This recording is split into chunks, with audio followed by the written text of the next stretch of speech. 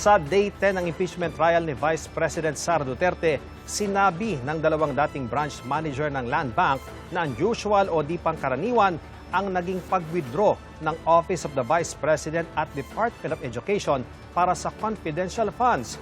Bukod sa napakalaki ng halaga, cash pa ito. Gayunman, hindi raw ito iligal. Saksi, si Sandra Aguinaldo. Ang umano'y maling paggamit sa 612.5 million pesos confidential funds ni Vice President Sara Duterte ang paksa sa ikasampung araw na impeachment trial. Kabilang dito ang mga dumaan sa tanggapan ng Vice Presidente, pati nung kalihim pa siya ng Department of Education. Unang testigo ng prosecution, si Violeta Constantino, ang dating branch manager ng Land Bank Shaw Boulevard, noong panahong nag-withdraw ang Office of the Vice President ng cash gamit ang apat na checking may tig 125 million pesos. Ang mga cheque na encash daw noong December 20, 2022, February 6, 2023, April 25, 2023 at July 14, 2023. Lahat nakapangalan kay Gina Acosta, Special Disbursing Officer ng Office of the Vice President. Ang pondo pumasok daw sa Land Bank mula sa National Treasury. Para kay Constantino, unusual o kakaiba raw ang transaksyon. Normal po ba na ganito kalaki ang wini-withdraw ng isang government agency? Is this normal? Nakakita ka na ba nito ng other government agencies na ganito kalaki ang withdrawal? Wala po. Unusual po ito. Unusual yung withdrawal. Nagduda po kayo sa ganitong kalaking halaga. Is that correct? Sa personal opinion namin sa bangko, parang syempre po, saan kaya gagamitin po yung cash na to? So, pero hindi naman po namin tinanong na. Kasi may advice naman po siya.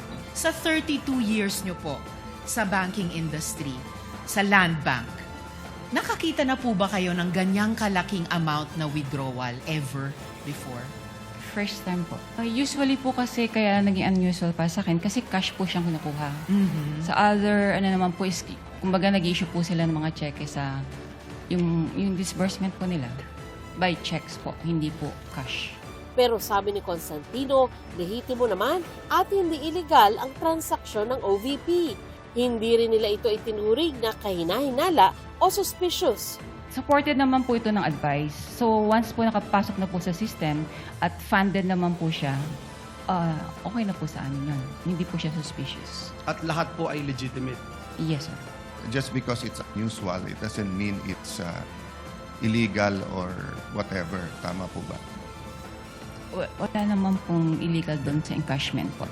So ilang duffel bag po ulit? Mga 3 to 4 bags po. You should be approximate, precise kasi we're talking of impeachment of the Vice President dito. Hindi dapat yung parang kalkulasyon lamang. As much as possible. Opo, mga gano'n, 4 bags. Okay. 4 bags. Punto ng prosecution, Tama, 4 na bag, pinaglagyan ng cash, 3 30 million at isang 35 million. At ito ay nakumpirma sa testimonya ngayon ng ating bank manager na gaya nga ng nabanggit ninyo, nung April pa, sinabi na ito ni Ramil Madriaga. So again, there's a striking coincidence, perhaps, we may call it. sumunod na tinawag bilang testigo si Nenita Camposano, dating branch manager ng Land Bank sa Department of Education. Kaugnay naman sa confidential funds ng bise nung DepEd Secretary pa siya. May tig 37.5 million pesos naman ang halaga ng 3 checking winidraw daw sa account ng DepEd noong February, April at July 2023. Isang Edward Fajarda na dati raw DepEd Special Disbursing Officer ang nagpupunta sa bangko at sa fire exit daw dumaraan dala ang pera. Gaya sa naunang testigo, unusual o kakaiba raw ang transaksyon ng DepEd para kay Camposano. For government agencies, unusual po ang amount ng pag-withdraw. Wala po kayong nakitang kahinahinala, hindi po ba? Wala naman po. Opo, ibig sabihin, hindi po illegal. Wala naman. Ang lang po kasi namin is yun sa check and cash. Opo, ibig sabihin, wala pong illegal. Wala po. Ayun na. Hindi nag-cross-examine ang depensa kay Constantino pero may tinanong sila kay Campuzano. Lumabas po siya sa fire exit dahil safer po yun dahil nasa loob na po siya ng DepEd. Tama po ba? Yes, sir. No further questions, sir. Bago ipiniresenta ang mga testigo, nagkaroon ng opening statement ang miyembro ng House Panel of Prosecutors na si mamamayang Liberal Party List Representative Laila De Lima. Pero may pagtutol dito ang abogado ni Duterte dahil may mga sinasabi raw si De Lima na conclusion of fact and law na dapat ay sa mga testigo manggagaling. This is not about one missing receipt. This is not about a clerical error or accounting mistake. The evidence will reveal a pattern, a systemic course of conduct that, taken as a whole, demonstrates graft and corruption Your Honors, and betrayal of public trust. I think we have to object to the statements being made by the Honorable De Lima, with all due respect, of course. I was listening intently in the beginning. It was okay, Honorable De Lima, but later on, you did make conclusions of law already, which the chair orders to be stricken from the record. Kahit naman i-strike off the record natin, narinig na po at nasabi na. So to allow, Your Honors, again, a continuation of such is really goes into the matter of fair play, Your Honor. Sa kabuuan ng ebidensya, makitang hindi lang mga simpleng irregularidad ang nangyari. Objection, Your Honor. Malinaw Again, ito. objection, Your Honor. Honorable De Lima, I would have to stop you. This is out of I would have line. to stop you at this point.